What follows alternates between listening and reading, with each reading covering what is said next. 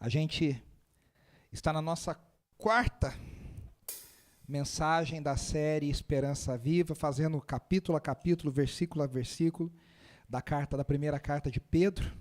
E hoje a nossa quarta mensagem, obediência ressurreta. Ouvindo, só tira para mim. Obrigado. Quero, aceito. Nós vamos falar no capítulo 2. Obrigado, Ti. Valeu. E a gente vai terminar o capítulo 2 hoje, se Deus assim permitir.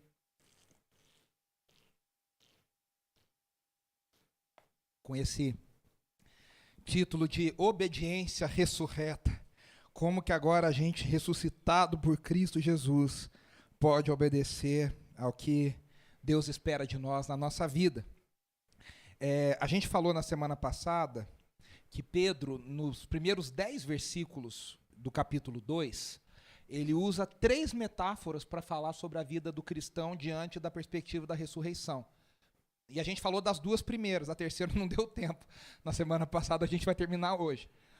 A gente falou que os crentes ressurretos são crianças que precisam agora crescer. Lembre-se que a gente falou que precisa crescer através do leite, do puro leite espiritual que é a palavra de Deus. Pedro dizendo, não há outra alternativa para o cristão crescer além do evangelho. Não há outra alternativa para o cristão crescer além da palavra de Deus. Tem gente que acha, eu acho engraçado, que tem gente que acha que assim, a Bíblia, o evangelho, ela é para a pessoa que está começando. Aí depois de uma certa gradação de crente, a gente acha que em algum momento a gente tem que ler o livro do fulano, fazer o curso não sei da onde, mergulhar na água não sei de que lugar, porque a Bíblia já não é suficiente mais. Mas Pedro está dizendo, a única coisa suficiente para fazer com que a gente cresça é a palavra do Senhor. A gente canta isso desde criança, né? Leia a Bíblia e faça a oração se quiser crescer. Não tem outro caminho, não tem outro caminho. A gente, para crescer na nossa vida espiritual, a gente precisa da palavra do Senhor. Depois Pedro fala que esses mesmos crentes são pedras vivas num único edifício espiritual. Numa única igreja que não tem... Lembre-se, ele não está escrevendo para uma igreja. Ele está escrevendo para várias comunidades que se reúnem numa região e ele está dizendo, vocês, irmãos, são uma só igreja conosco. Nós somos uma só igreja, o mesmo edifício. E aí, para alguma dessas pessoas, talvez, falasse, mas eu nunca fui para Jerusalém, não conheço o templo de Jerusalém ainda não tinha sido derrubado. Né? A gente nunca foi para lá e Pedro está dizendo, aquele templo é legal, é bonito, é bacana, mas o templo onde Deus habita agora não é mais o templo de Jerusalém. O templo onde Deus habita agora, ele não é feito mais de pedras, ele é feito de pedras vivas. Cada cristão, cada crente se torna uma pedra nesse edifício de glória e de honra a Deus, nesse templo de adoração a Deus. E ele diz, e vocês também são sacerdotes. Vocês são o templo e vocês são sacerdotes que oferecem a Deus sacrifício. Aí a gente pega emprestado a linguagem de Hebreus, onde o autor de Hebreus, que a gente não sabe quem é, diz que nós temos livre acesso à presença de Deus pelo novo e vivo caminho, o sangue de Jesus. Agora não tem mais véu que separa, não tem mais muro, não tem santo lugar, santo dos santos. A gente entra agora pelo novo e vivo caminho e a gente oferece a Deus sacrifícios de louvor diante da presença do Senhor. O que Pedro está dizendo é o seguinte, eu sou apóstolo, outros são bispos, vocês são parte do corpo de Cristo, mas somos todos iguais diante de Deus. Não tem gente mais importante, menos importante. Todos temos o mesmo acesso à presença de Deus.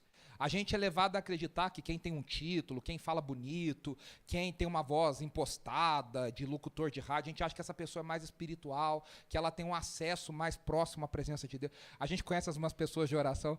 O Jean sabe que a gente conheceu uma pessoa de muita oração, uma intercessora, que o pessoal falava assim, aquela ali, ela fala, Deus escuta. Meu irmão, todo mundo que fala, Deus escuta. Qualquer cristão que ora, a criança mais humilde, mais simples, que fala errado, mas que ora com sinceridade e fé no coração, Deus escuta. A gente cria essas bobeiras na nossa cabeça e na nossa vida, e para muita gente isso é muito lucrativo muitas vezes, mas Pedro está dizendo, somos todos sacerdotes de uma mesma igreja, e todos temos o mesmo acesso. A única pedra fundamental, a pedra angular, a pedra onde todas as outras são colocadas em cima, é Jesus Cristo. E eu não sei se você se lembra, mas eu disse até que Pedro podia falar, eu sou a primeira pedra da igreja, porque Jesus falou para ele, Pedro, que significa pedra, tu és pedra, e sobre você eu edificarei a minha igreja. E Pedro não tomou para si essa responsabilidade. Ele diz, a única pedra sobre a qual a igreja está edificada é Jesus Cristo, a pedra angular, o fundamento, o firme fundamento. Nele nós estamos edificados, nele nós estamos embasados. A igreja não é feita em cima de homens, a igreja é feita em cima de Jesus. E aí ele termina, e agora são os 2 versículos que nós vamos trabalhar, que nós somos um povo especial, chamados para uma missão. Lembre-se sempre que quando Deus chama alguém, Deus não chama alguém para essa pessoa ficar se achando. Quando Deus vocaciona, quando Deus separa alguém, essa pessoa tem uma missão. Toda vez na Escritura que Deus fala com alguém, Deus menciona alguém, Deus usa alguém, essa pessoa tem uma missão. Ela não fica lá falando, como eu sou lindo, como Deus me ama, como eu sou maravilhoso, como eu sou o centro do coração de Deus. Não. A gente tem uma missão. E nós vamos falar sobre isso. Então, nos versículos 9 e 10 de 1 Pedro, capítulo 2, Pedro diz assim, leia aqui comigo.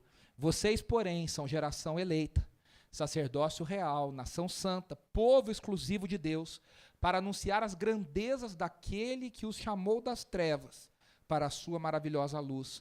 Antes, vocês nem sequer eram povo, mas agora são povo de Deus. Não haviam recebido misericórdia, mas agora a receberam.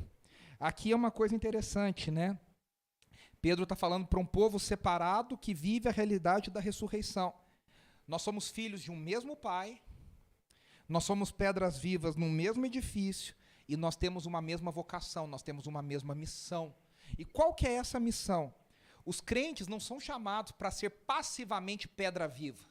Os crentes são chamados para ser ativamente sacerdotes. E o que o sacerdote faz? O sacerdote, ele nunca apresenta algo para si mesmo. No Antigo Testamento, o sacerdote chegava diante de Deus em nome do povo. Ele ia em nome do outro. O que Pedro está dizendo é o seguinte, nós somos todos sacerdotes, mas a gente não vai diante de Deus clamar pela gente. A gente vai clamar e vai dar testemunho e vai em missão pelo próximo. A gente vai abençoar o outro, a gente vai apresentar a vida do outro diante de Deus. Cada cristão é um sacerdote, que significa o quê? Aí ele fala aqui, né? É interessante, que não sei se você prestou atenção. Primeiro que isso aqui é uma citação de textos do Antigo Testamento. Nós vamos até falar isso, está lá em Êxodo 19. Mas ele fala aqui sacerdócio real, e depois ele fala sobre no versículo 4 ele fala sacerdócio santo, e no versículo 9 agora ele fala sacerdócio real. Aqui tem uma coisa interessante para quem conhece o Antigo Testamento. No Antigo Testamento não havia uma pessoa que era ao mesmo tempo sacerdote e rei. No Antigo Testamento, ou a pessoa era sacerdote, ou a pessoa era rei. Tanto se você se lembra da história de Davi, por exemplo, Davi tinha muito claro, em Davi fica muito claro os ofícios. Davi era o rei, aí ele tinha Natã, o seu profeta de confiança, o profeta que Deus falava com ele, e ele tinha um sacerdote que era Zadok no tempo de Davi, depois lá na frente, no segundo templo, Zorobabel. Quando Zadok, o sacerdote, no começo da vida de Davi, a Rosa até lembrou ali, era Samuel. Samuel era um profeta que agia como sacerdote. Quando Davi restabelece a ordem de adoração, fica claro, Davi é o rei, Natã é o profeta, Zadok é o sacerdote. O único rei que a Bíblia nos conta que tentou fazer um serviço de sacerdote, ele foi punido por Deus. Porque era muito claro, rei é rei, profeta é profeta, sacerdote é sacerdote. Cada um tinha a sua função. Só que aí agora a gente vê Pedro falando para nós que nós somos sacerdotes ao mesmo tempo que somos da família real. Por que isso? Porque nós estamos debaixo do sacerdócio de Jesus Cristo. E Jesus, de acordo com Hebreus, ele foi ao mesmo tempo profeta, ao mesmo tempo rei e ao mesmo tempo sacerdote. E aí, até é muito lindo como Hebreus constrói o argumento, Porque o judeu falaria, mas como ele pode ser profeta, rei e sacerdote? Ninguém é profeta, rei e sacerdote. E aí o autor de Hebreus recupera uma figura histórica chamada Melquisedeque, que apareceu para Abraão, uma figura muito misteriosa, que apareceu para Abraão lá, milhares de anos antes, e falou para Abraão assim, olha, e Abraão o reconhece como sacerdote do Deus Altíssimo. E a Bíblia diz que ele era rei de uma cidade chamada Salém, que depois se tornaria Jerusalém. Então Melquisedeque era sacerdote e rei. E aí o autor de Hebreus diz assim, Jesus não veio de acordo com a ordem de Moisés. Jesus, ele segue a ordem de Melquisedeque, que é mais antiga, que é anterior à lei de Moisés. E aí agora, debaixo do sacerdócio de Jesus, nós como igreja somos da família real, né? A gente tem tanto glamour com a família real, né? O príncipe Harry lançou aí agora a biografia dele, inclusive dizem que é um bafafato louco lá, eu quero ler, mas assim, a gente ama essas coisas de família real, a gente gosta de princesa, as meninas sonham, né, com uma vida, casar com um príncipe, a gente tem essa coisa na cabeça, né?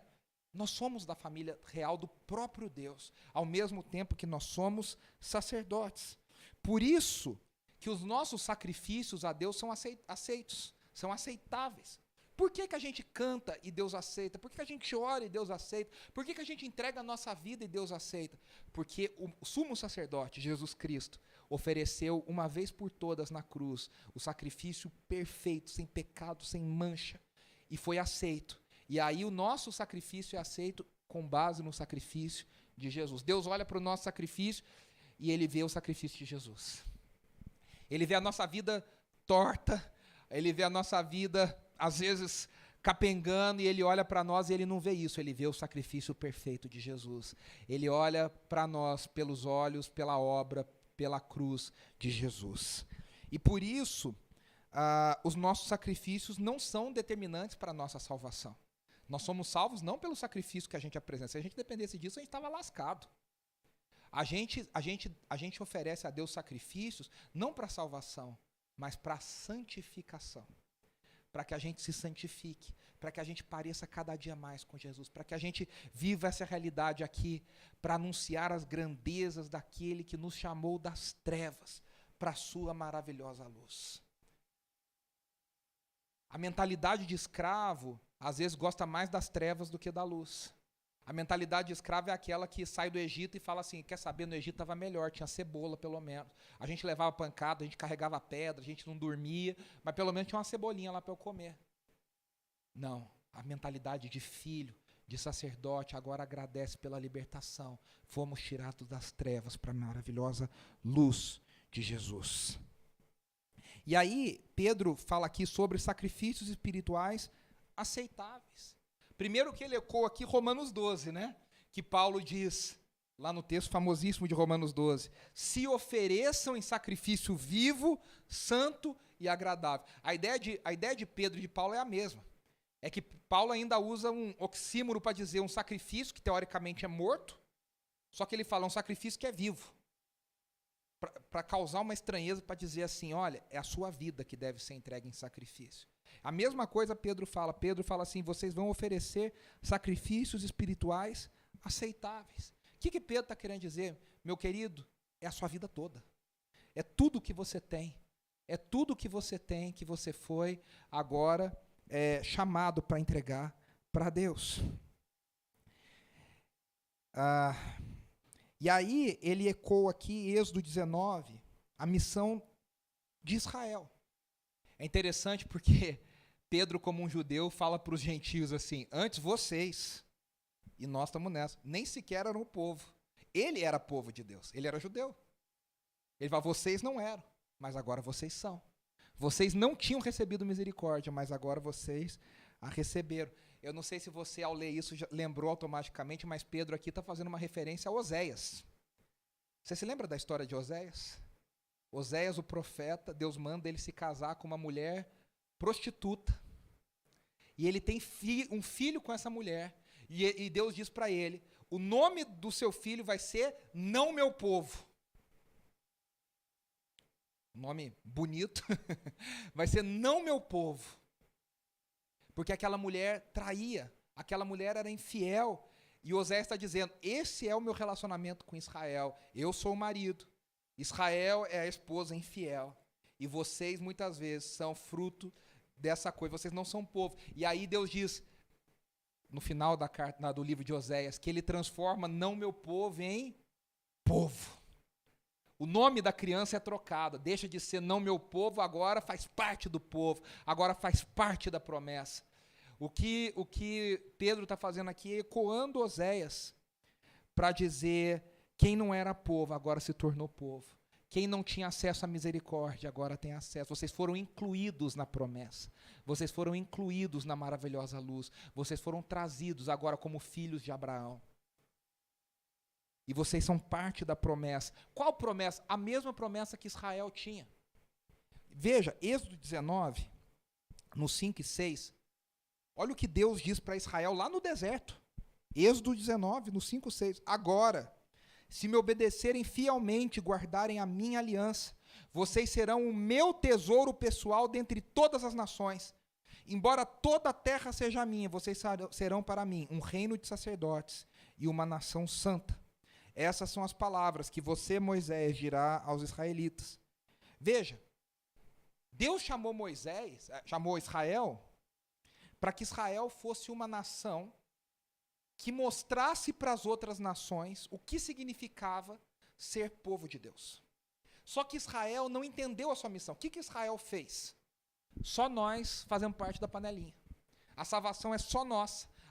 Desde lá de trás, Deus estava falando, vocês foram feitos para brilhar a luz de vocês, para que as outras nações vissem o que significa viver para Deus e com Deus. Só que Israel falhou nessa missão. E essa missão agora continua sendo a missão do povo de Deus. Só que essa missão agora não é mais de judeus. Essa missão não é étnica mais. Essa missão agora ela é espiritual para o povo de Deus que junta judeus e gentios, gregos e troianos, gente de todas as nacionalidades, gente de toda a cultura, gente de toda a raça. Nós somos chamados para viver no mundo como sacerdotes de Deus, para mostrar para as pessoas que não conhecem a Deus, que não andam com Deus, o que significa ser povo de Deus. A gente vive para anunciar a grandeza do Deus que nós dizemos servir. A gente não vive para dizer, você vai para o inferno. A salvação não te alcançou, infelizmente. A igreja não é um clube social. A igreja não é um clube fechado. A igreja é um reino, onde nós queremos anunciar cada vez mais a grandeza de Deus para que mais e mais pessoas sejam alcançadas de acordo com o pré-conhecimento de Deus, com o conhecimento de Deus na eternidade, e sejam salvas.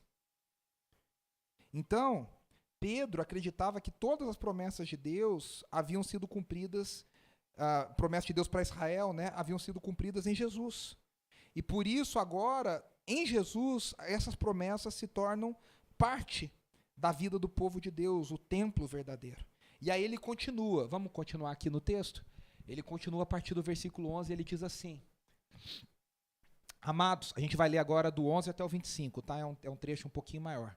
Amados, insisto em que, como estrangeiros e peregrinos no mundo, vocês se abstenham dos desejos carnais que guerreiam contra a alma.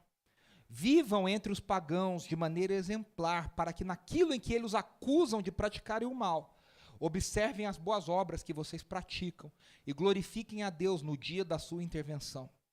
Por causa do Senhor, sujeitem-se a toda autoridade constituída entre os homens, seja ao rei como autoridade suprema, seja aos governantes como por ele enviados, para punir os que praticam o mal e honrar os que praticam o bem.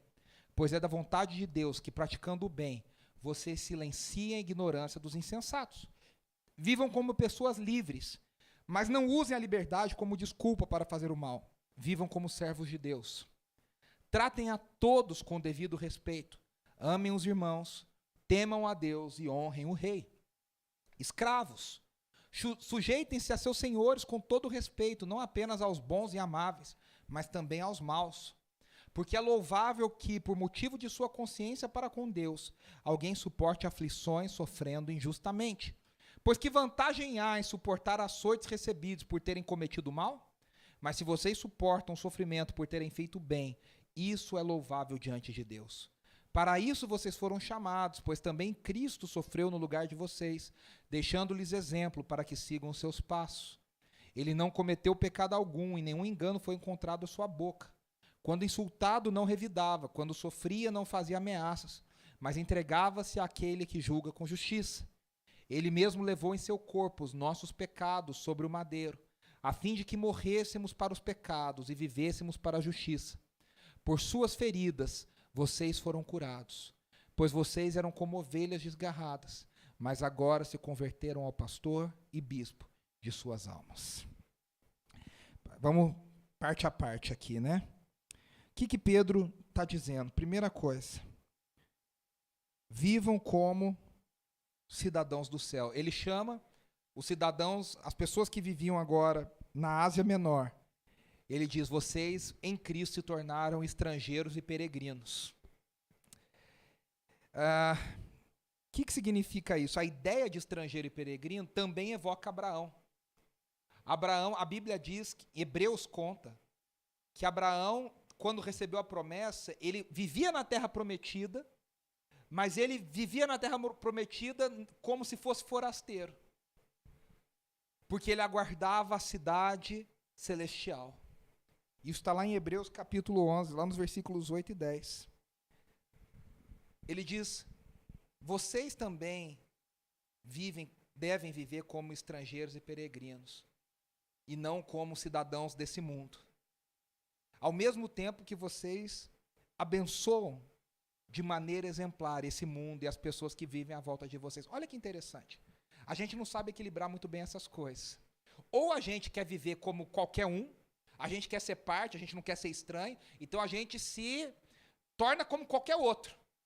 Os nossos desejos são os desejos de todo mundo. Os nossos sonhos são os desejos terrenos. A gente tem sonhos carnais no sentido terrenos, mundanos. Você quer coisas daqui, dessa vida, de agora, do hoje. Porque todo mundo fala isso, todo mundo pensa isso, todo mundo vive para isso, todo mundo trabalha para isso. Por que eu vou fazer diferente? Ao mesmo tempo, nós temos um outro grupo dentro da igreja que fala, não, nós somos estrangeiros e peregrinos. Só que essas pessoas aí se tornam esquisitas. Elas se isolam, elas não se misturam, elas não vão nas festinhas de aniversário, elas não assistem o que todo mundo assiste, elas não falam o que todo mundo fala. Porque elas dizem, não, eu vivo numa outra pátria. Algumas chegam a fundar comunidades mesmo, isoladas. Historicamente, nós temos aí, ao longo dos séculos, muitas comunidades cristãs que foram, nós vamos separar, porque o pecado está no mundo. Eu me lembro que quando eu era criança, eu muitas vezes era chamado para ir nas festinhas e eu entendia que eu não podia ir na festa de aniversário que era do mundo. Eu falo isso, eu tenho muita dor no coração, eu devo ter sido um colega de escola horrível. Porque quando criancinha não, mas depois assim com uns 10, 11, 12, você começa a entender as coisas, eu falava, não vou lá, porque lá vai tocar música do mundo. Eu não vou lá, porque lá eles vão fazer coisa errada. Eu achava que a minha santidade devia me fazer ficar isolado. A gente não entendeu nada. Pedro está dizendo, o equilíbrio é, você tem que viver como estrangeiro e peregrino, ao mesmo tempo que você vive de maneira exemplar. Que você dá o exemplo de como é que um cidadão vive a vida aqui na terra. E aí é interessante que justamente por a gente não ser dessa terra, por a gente não ser desse mundo, a gente tem a liberdade de transcender essa vida. E aí você está acima de coisas terrenas. Jesus te colocou, entenda bem, acima de algumas picuinhas da nossa vida. E aí quando você está acima disso em Jesus, você experimenta uma liberdade de repente, fazer tudo direitinho. De fazer a coisa belezinha. Você transcendeu. Jesus te colocou acima das questões terrenas. Ao mesmo tempo que ele nos capacita a cumprir cada coisa no seu devido lugar. É isso que Pedro está dizendo para nós. O fato de nós sermos estrangeiros e peregrinos nos dá um estilo de vida diferente, mas não estranho.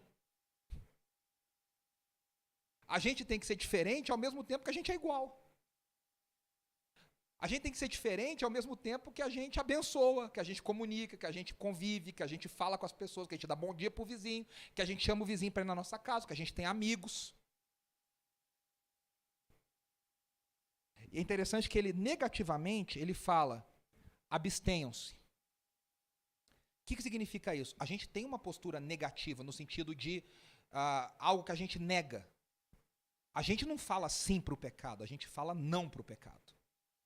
A gente fala não para os desejos carnais. A gente fala não. Muita gente acha que desejo carnal é desejo sexual. Não é. Desejo sexual também está incluído, mas desejo sexual também é saudável e bíblico se feito de acordo, se vivido de acordo com a vontade de Deus e com a ordem de Deus. Desejo carnal significa tudo aquilo que é motivado pela natureza pecaminosa.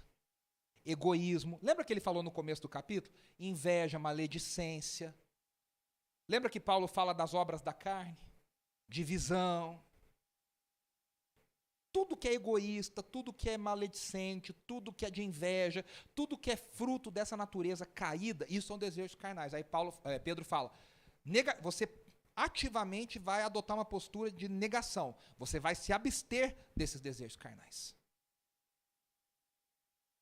Você vai se abster. Você vai dizer não. Há uma postura nossa, há um posicionamento nosso. Ao mesmo tempo que ele diz que a gente vive de uma outra maneira positiva, que é qual? Tendo uma vida exemplar. Eu nego os desejos carnais e eu digo sim para os desejos espirituais que vão me fazer ter uma vida exemplar. Por que ele fala sobre essa vida exemplar? Primeiro que, no original, o termo abster-se é uma ideia de manter distância. Às vezes eu sempre falo isso, né? A gente quer fazer que nem o Simba, né? Eu rio na cara do perigo, né? A gente quer ficar pertinho do pecado. A gente quer ficar sentado na... Sabe criança, quando você fala para criança assim? O Jean, ele era essa criança pentelha, eu tenho certeza. Você fala para ele, não vai ali. Aí ele fica do lado, assim, não passa dessa linha. Aí a criança fica com o pé na linha, assim, para não tô desobedecendo, mas também não tô obedecendo. Você sabe qual que é essa da criança, né? Você fala assim, ó, daqui para lá você não pode ir. Aí a criança fica no limite, assim. A gente muitas vezes é assim, que nem criança. O pecado está ali, a gente está sabendo que o pecado está ali. Ao invés da gente ficar longe, a gente quer flertar com o pecado. A gente quer provar que a gente é bom, que a gente é forte, que a gente aguenta. Eu consigo ir lá e não pecar. E a gente falha. A ideia de abster-se é manter distância. Não entreter o pecado no coração. Sabe? Ficar cultivando o pecado, ficar brincando com o pecado, ficar ali, Não, com pecado não se brinca. Com maus pensamentos a gente não brinca. Por quê? Porque o pecado é um abismo que vai chamando abismo, que vai chamando abismo, que vai chamando abismo. Quando a gente menos percebe, a gente menos vê, a gente está afundado no pecado. Então Pedro diz, mantenha a distância. E ele diz que essa é uma grande batalha. Esses desejos não estão lá brincando, não são os Teletubbies. Esses desejos eles guerreiam contra a nossa alma. O que é isso? A vida cristã é uma guerra. A vida cristã é uma vida intencional, uma vida de disciplina. É uma vida de seriedade para gente adulta, madura. Porque é uma guerra no coração. E cá entre nós, essa guerra está cada vez pior. O mundo de Pedro e o nosso mundo, quem que você acha que era mais influenciado pela agenda em oposição ao reino de Deus? Lá naquele mundo as pessoas viviam em família, num contexto rural. Hoje a gente vive totalmente influenciado por ideias, ideologias. A força dessa agenda é muito grande na nossa vida. Quem é pai e mãe sabe. Como é difícil você se preocupar e muitas vezes se sentir indefeso diante de uma força avassaladora que tem no mundo. Contra Deus. E você fala, o que eu vou fazer contra isso? Eu tenho falado isso vez após vez, é nadar contra a corrente. E nadar contra a corrente é exaustivo, é cansativo. Sabe quando você coloca a esteira e você coloca a esteira para fazer a inclinação? Meu amigo, não existe esteira na academia que faz para baixo. Porque para baixo é fácil. Mas para subir, para ir contra a força natural, é muito difícil. E Pedro está dizendo, a gente tem que guerrear, porque esses desejos, eles guerreiam contra a nossa alma. E aí, ele diz que essa geração eleita não pode dar mau testemunho, eles têm que viver de maneira exemplar. Por quê? Veja bem, os cristãos, no começo da história da igreja, eles eram vítimas de calúnias. Muitos romanos e cidadãos e gregos, enfim, não entendiam o evangelho. Então, por exemplo, havia uma calúnia que havia irmão casando com irmã dentro da comunidade cristã. Tá tendo irmão casando com irmã. Por quê? Eles se chamavam de irmãos. E como a pessoa de fora não entendia, começaram a falar, lá dentro tem família se casando, lá tá um negócio meio estranho. Quando eles falavam que eles comiam do corpo de Jesus e bebiam do sangue de Jesus, começaram a dizer, isso é verdade, que haviam canibais dentro da comunidade cristã. Aquele povo lá come o corpo da pessoa lá, eles estão comendo, bebendo o sangue da pessoa. E aí começaram a haver rumores de que aquelas pessoas elas eram ruins. Quando Jerusalém foi incendiada por Tito, Tito lançou um rumor na cidade de que quem tinha queimado a cidade foram os cristãos. Então, o que acontecia? Havia uma guerra de fake news e de calúnia atuante contra os cristãos. O que Pedro está dizendo? A calúnia está aí. O pessoal está falando mal de vocês. O pessoal está. Então, o que vocês vão fazer? Vocês vão viver de maneira irrepreensível, para não dar motivo para falar. Vocês vão viver de maneira exemplar, para não terem do que acusar vocês. Para não terem do que acusar. Aí ele diz, olha que interessante, porque naquilo em que eles os acusam de praticarem o mal, eles observem as boas obras que vocês praticam. E glorifiquem a Deus no dia da intervenção. O que é isso? A pessoa quer falar mal, mas quando ela olha, no fundo ela está vendo que não tem aquilo. E aí Pedro diz, no dia da intervenção. Há duas interpretações para esse dia da intervenção. Quando que o não crente, quando que o pagão, quando que o não alcançado por Deus vai glorificar a Deus pelo nosso testemunho? No dia da intervenção. O que é o dia da intervenção? Há duas interpretações. No dia que ele mesmo foi alcançado por Deus. E a gente conhece histórias assim, de gente que não conhecia Deus, não entendia nada, falava assim, que coisa maluca, o que esse cara está falando? Que loucura é essa? E de repente essa pessoa foi alcançada por Deus e ele fala, tudo faz sentido agora. E a gente espera que um dia as pessoas sejam alcançadas. A gente espera que um dia... Eu sempre conto essa história. Há uma história famosíssima na igreja cristã do século XX, que é a história do David Wilkerson, que escreveu até essa sua história no A Cruz e o Punhal, famosíssimo clássico e best-seller cristão. E uma das histórias que ele conta, depois, o personagem dessa história escreveu seu próprio livro, virou um grande pregador chamado Nick Cruz. O Nick Cruz era um rapaz que veio de um país latino, da América Central, não me lembro exatamente qual, e ele se envolveu com gangues em Nova York.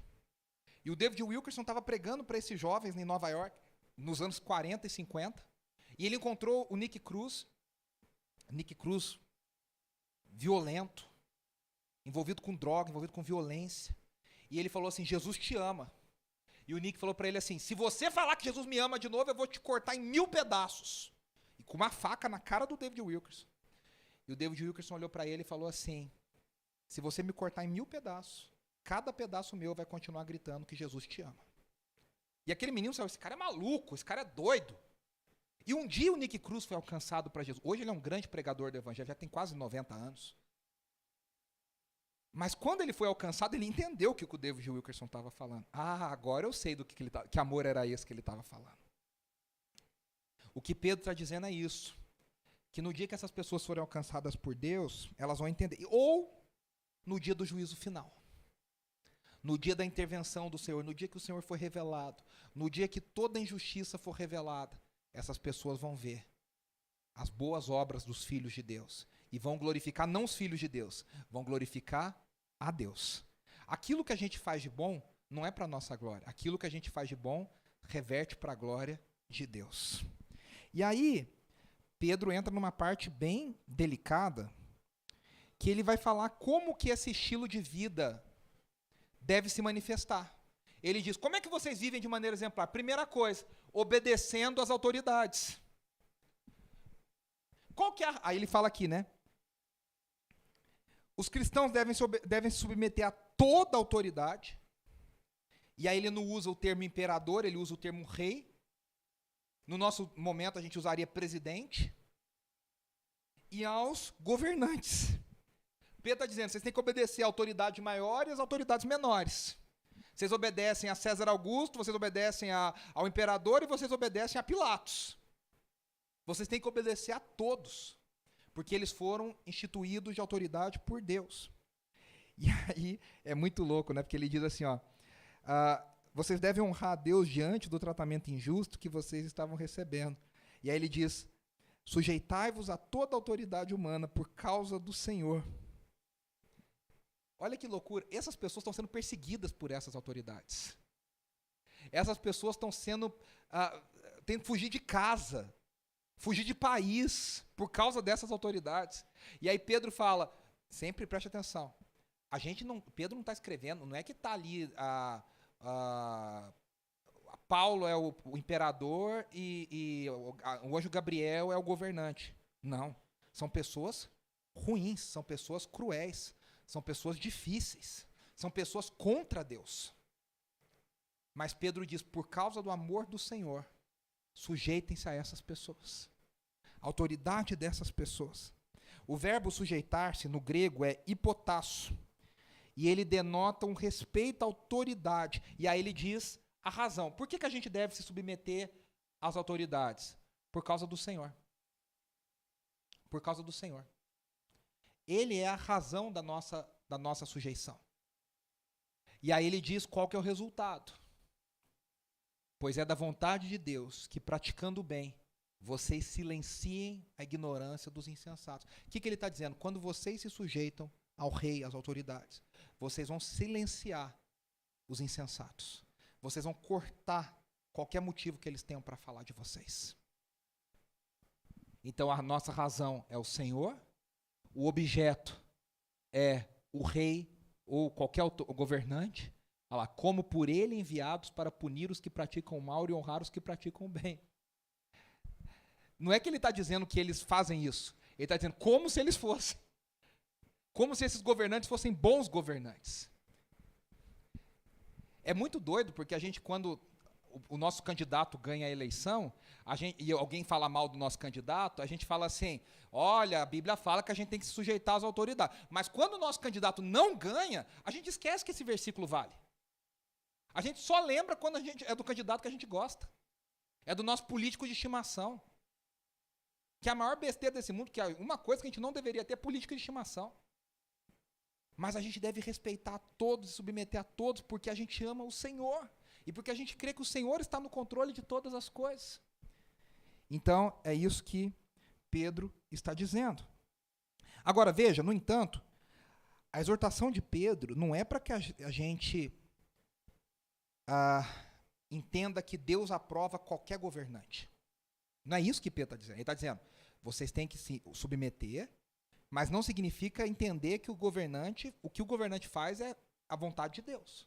Aliás, é o contrário, né? Tem muitos governantes que estabelecem leis contra a palavra do Senhor. E aí, o que o crente faz? O cristão obedece à palavra do Senhor. Entre obedecer a um governante e a palavra, se ali há uma divergência, você obedece à palavra. Mesmo que isso seja crime, você obedece à palavra. E paga o preço por aquilo que for. Lembre-se de Daniel e seus amigos. Agora todo mundo tem que se curvar diante da estátua do rei. Não, isso aqui eu não posso fazer. Isso é contra a minha fé. Tá bom, vocês vão presos e vão para a fornalha. Que seja, a gente paga o preço. A gente paga o preço que for. Quantos cristãos foram mortos, perderam suas cabeças, foram dados aos leões, foram crucificados porque não se curvaram diante do imperador, não aceitaram se curvar. Porque a gente tem um limite, a gente obedece. Quando isso entra em oposição com a palavra de Deus, a nossa lealdade é a palavra de Deus. A nossa lealdade é a palavra de Deus. E a outra questão que a gente precisa lembrar é o seguinte, o cristão também não deve se calar diante das injustiças.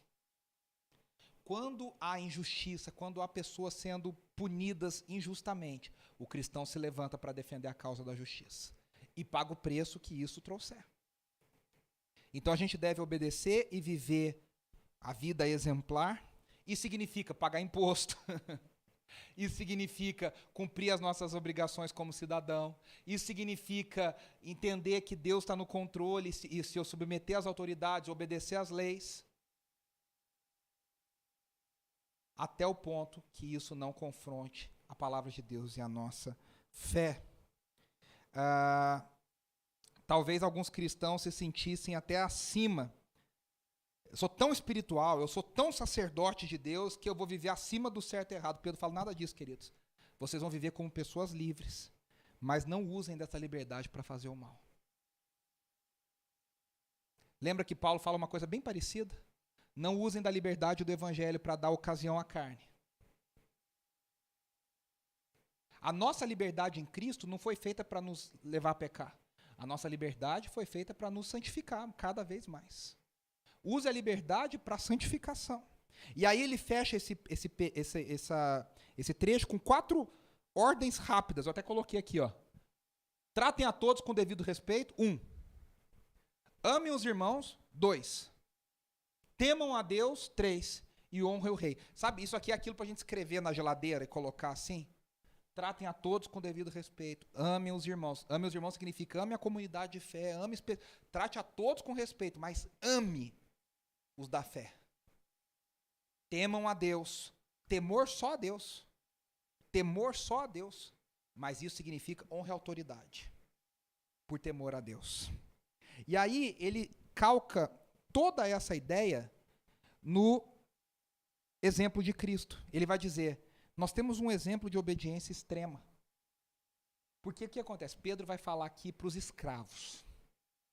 Só que eram escravos que eram cristãos. E ele acabou de falar, vivam como livres. Só que como é que vive uma pessoa que é livre, vive como livre se ela é escrava? Primeiro, uma notinha de rodapé. A escravidão é sempre ruim, é sempre triste, é sempre difícil. Mas a escravidão do primeiro século, ela era muito diferente da escravidão nojenta que a gente conheceu a partir das grandes navegações e todo o sistema criado ali pelas potências europeias. A escravidão do mundo romano, ela era ruim, mas ela era muito mais digna, vamos dizer assim, do que a escravidão moderna que a gente conhece. E, aliás, até muito mais digna do que a escravidão que existe nos dias de hoje. De países onde as pessoas trabalham por míseros centavos, onde as pessoas são... No nosso país, nós temos gente que é colocada em a nossa lei de situações análogas à escravidão. Semana passada, uma refinaria de açúcar foi fechada porque as pessoas estavam trabalhando sem condições dignas, mínimas, de trabalho. Então, a escravidão ela é uma coisa repugnante, sempre, mas a gente precisa só fazer essa ressalva que no mundo do primeiro século, ela era, dentro dessa situação, um pouco melhor. O escravo ele tinha um pouco mais de dignidade. E aí Pedro escreve para esses escravos cristãos, o que a gente espera, né? Sai fugindo aí, porque agora todo mundo é livre. Pedro fala o contrário. Ele fala, escravos, por amor a Jesus, sujeitem-se com todo respeito aos seus senhores, não apenas aos bons, mas também aos maus. Aqui fica uma lição para a gente, hein? A gente tem que obedecer não só aos bons presidentes, mas aos maus presidentes. A gente tem que honrar não aos bons professores, aos maus professores. Você tem que ser um bom empregado, não se o seu patrão é legal. Se o seu patrão for um carrasco, você tem que ser o melhor empregado da sua empresa. Isso é difícil, hein? Quantos patrões carrascos a gente tem? Quantos orientadores nas faculdades? Gente abusiva, manipuladora a gente tem? Quantas pessoas ruins em posição de autoridade? Quantos policiais ruins, maus, pecadores a gente tem por aí? E Pedro está dizendo, o chamado para nós é que a gente obedeça a todos, inclusive aos maus. E aí ele diz, porque é louvável que por motivo da sua consciência para com Deus, alguém suporte aflições, sofrendo injustamente. E aqui ele ecoa uma ideia do próprio Cristo. Que valor há se você realmente fez o mal em sofrer pelo mal? O valor está em você, tendo feito o bem, sofrer a injustiça, por amor a Deus. sabendo que a recompensa será dada diante de Deus. Sabendo que a recompensa vai ser dada diante de Deus. Esse é um fardo difícil de carregar, meus irmãos. É difícil você falar, olha, você vai ser perseguido e você tem que continuar honrando e continuar ficando calmo e tranquilo. Pedro faz isso quando a gente olha para Cristo. Aí ele diz, a gente só consegue suportar olhando o exemplo de Cristo Jesus. Aí ele diz aqui, né? Para isso vocês foram chamados, pois também Cristo sofreu no lugar de vocês, deixando-lhes exemplo para que sigam os seus passos. Quando a gente achar que a gente foi injustiçado, eu sempre falo, né? O crente brasileiro ama falar, eu sou crente, mas não sou bobo. Não, a gente foi chamado para ser crente e bobo. Ah, eu sou crente, mas tem limite. Qual é o limite? A gente tem essas frases que a gente acha que são autorizadas, a gente acha que é até espiritual falar isso. Eu sou crente, mas olha, tudo tem limite. Não, querida, para você, ele está pecando. Aí a gente olha para Jesus. O que a gente fala diante do exemplo de Jesus? E aí Pedro cita Isaías 53. Eu até coloquei aqui as citações, olha. Isaías 53, 9, depois Isaías 53, outro trecho, depois o 10 e o 11. Ele cita o Salmo 38. E é bonito isso, né? Porque Isaías escreveu sem que isso tivesse acontecido. Agora Pedro cita Isaías falando, eu vi isso acontecendo. Ele não cometeu pecado e nenhum engano foi encontrado em sua boca. E aí Pedro se lembra, eu tenho certeza, de Jesus sendo acusado com mentiras e ele não falando nada. A Bíblia diz, o Evangelho diz que Pilatos se espantou, porque Pilatos sabia que eles estavam mentindo, e ele diz para Jesus, você não vai se defender? Você não vai se defender? Quando insultado, não revidava. Quando sofria... gente, lembre-se de Jesus e lembre, é para a gente fazer isso, é para a gente seguir isso aqui. Quando sofria, não fazia ameaças, mas entregava-se àquele que julga com justiça. Quão difícil é isso, hein? Quão maduros a gente precisa ser na fé.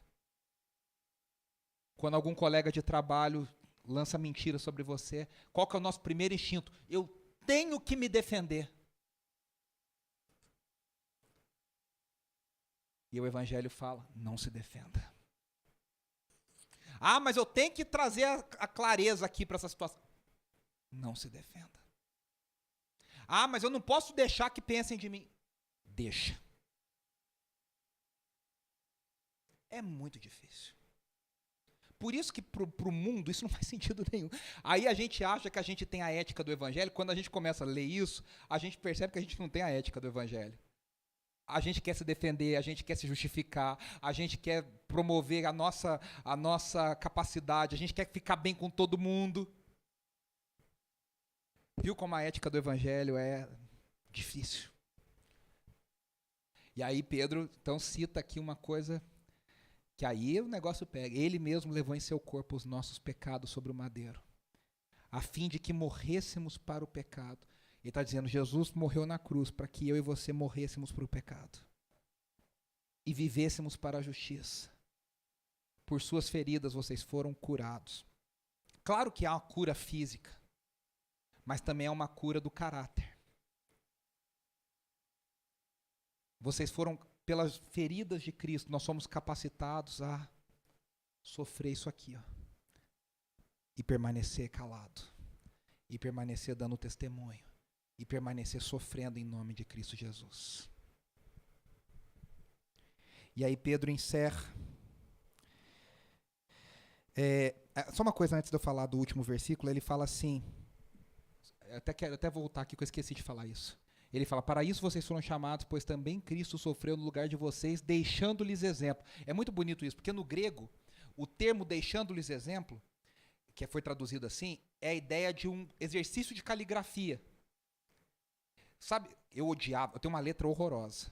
E aí meus professores tentaram muitos anos e desistiram que eu fizesse caligrafia. E o que é a caligrafia? Tem um desenho e você vai desenhando em cima para ver se você consegue obedecer aquilo. É isso que Pedro está falando. Foi deixado para nós uma linhazinha e está dizendo agora, desenhe em cima da linha. Siga o exemplo de Cristo, faz igualzinho ele fez. Olha que bonito isso. Só que aí o exemplo é difícil, né? É uma caligrafia hard. Não se defenda, não se justifique, sofra a injustiça calado. Por amor a Jesus. Por amor a Jesus. Cristo foi o nosso exemplo de vida. Cristo foi nosso substituto na morte. E Pedro encerra no último versículo falando que ele é o pastor que cuida de nós nos céus. Nós temos um bom pastor que continua cuidando de nós lá do céu. Tem uma música que foi gravada pelo Carlos Amorano, cunhado do Marcos Witt, que diz assim: Jesus, tu és meu bom pastor, tu me guias no caminho. Jesus, eu posso em ti confiar, ó meu Deus, me rendo a ti. Ele é o nosso bom pastor. Ele é o nosso bispo. É interessante porque as ovelhas perdiam a vida pelo pastor. Mas na cruz é o pastor que morre pelas ovelhas. É o pastor que morre para que as ovelhas vivam. E aí Pedro usa a palavra bispo, que significa aquele que supervisiona, aquele que cuida. Como tinham bispos que cuidavam das igrejas locais. Tinha os apóstolos e os bispos. Jesus nos salvou e além, ele supervisiona a nossa vida. Ele está lá no céu cuidando. Ele está lá do céu supervisionando. Ele está do céu pastoreando. Se o mundo nos observa, se o mundo está olhando para ver a gente tropeçar, se o mundo está esperando que a gente caia, o pastor das nossas almas também está olhando para cuidar de nós. Ele está olhando cada injustiça que a gente sofre. O que Pedro está dizendo é o seguinte, meus irmãos, não há nenhuma lágrima, não há nenhum sofrimento, não há nenhuma injustiça que passe desapercebida diante de Deus. Você pode ficar calado, porque Jesus está anotando, Jesus está guardando, Jesus sabe. Você pode sofrer calado, porque Deus está vendo. E aí a gente descansa no amor de Deus. Eu queria que você fechasse os seus olhos para a gente orar. E eu queria lançar algumas perguntas aqui para você refletir durante essa semana. De que maneira o exemplo de Cristo impacta a minha forma de viver e a minha forma de obedecer a Deus? Como que eu posso aplicar o exemplo de Cristo nos meus relacionamentos com as autoridades, com os meus empregadores, com as pessoas com quem eu convivo? Como que a esperança da ressurreição me encoraja a perseverar na obediência?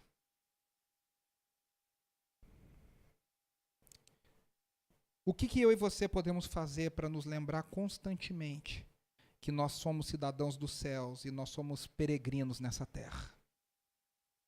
Como é que a gente pode fazer para a gente lembrar que a gente não pertence a essa terra? A gente está aqui de passagem, a gente aguarda a cidade celestial. Senhor, nos ajuda. Que palavra difícil, Senhor. Como o teu evangelho é sério. Como é difícil vivermos para ti totalmente. Como é difícil vivermos de maneira exemplar. Como o exemplo de Cristo Jesus é radical. Ajuda-nos, Senhor. Tem misericórdia de nós, ajuda-nos. Nós te agradecemos porque o Senhor nos transportou das trevas para a sua maravilhosa luz. Nós te agradecemos porque o Senhor nos fez uma nação santa, um povo de sacerdócio real. Nós te agradecemos que nós somos incluídos no teu povo. E nós te pedimos misericórdia, e nós te pedimos graça, e nós te pedimos força para lutarmos contra os desejos carnais. Nós te pedimos força para lutar contra a forma de viver desse mundo e entendermos que nós devemos viver para ti, do teu jeito, de maneira exemplar nessa terra, mas sabendo que nós não pertencemos a essa terra. Nós somos peregrinos, nós somos estrangeiros. E como Abraão, nós temos a clareza de que nós aguardamos a cidade celestial, nós aguardamos para viver contigo. Que isso norteie toda a nossa vida, que isso norteie todas as nossas escolhas, que isso norteie tudo que nós somos. Essa é a nossa oração, no nome de Jesus. Amém. Que a graça de Deus Pai, Todo-Poderoso, o Senhor que nos escolheu na eternidade para nos tornarmos seu povo e fazermos parte do seu reino. Que as bênçãos de Jesus, o bom pastor, o bispo da nossa alma, aquele que está nos céus, olhando por nós e cuidando de nós. que as consolações do Espírito Santo, aquele que nos capacita a vivermos nessa guerra contra o mundo, permaneça sobre nós, hoje e para todo sempre. E o povo de Deus diz: amém, amém e amém. Deus te abençoe, uma semana muito abençoada. Não saia sem dar um abraço na pessoa perto.